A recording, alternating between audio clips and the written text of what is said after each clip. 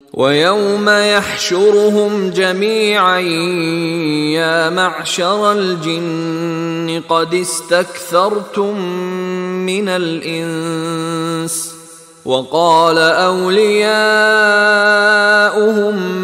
مِّنَ الْإِنسِ رَبَّنَا اسْتَمْتَعَ بَعْضُنَا بِبَعْضٍ وَبَلَغْنَا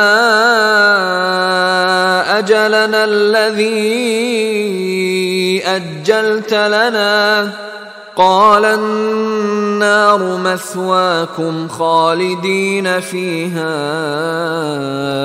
إِلَّا مَا شَاءَ اللَّهُ إِنَّ رَبَّكَ حَكِيمٌ عَلِيمٌ۔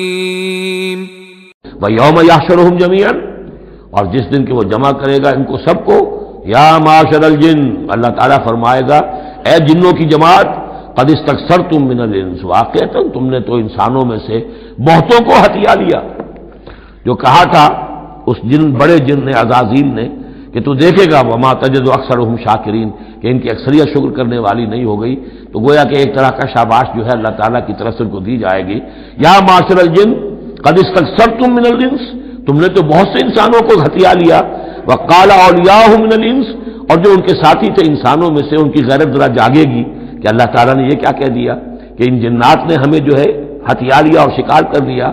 ربنا، وہ یہ کہیں گے ربنا استمتع بعضنا ببعض، پروردگار ہم میں سے بعض نے بعض سے فائدہ اٹھایا، ہم ان سے کام لیتے رہے، یہ ہم سے کام لیتے رہے، ہم نے ان کو موکل بنایا، ان کے ذریعے سے غیب کی خبریں، کہانت کی دکانیں چمکائیں۔ قال اولیاء من الانس ربنا استمتع بعضنا ببعض وبلغنا اجلنا الذي اجلت لنا، اور اب ہم اپنی اس مدت کو پہنچ چکے جو تو نے ہمارے لیے مقرر کر دی تھی۔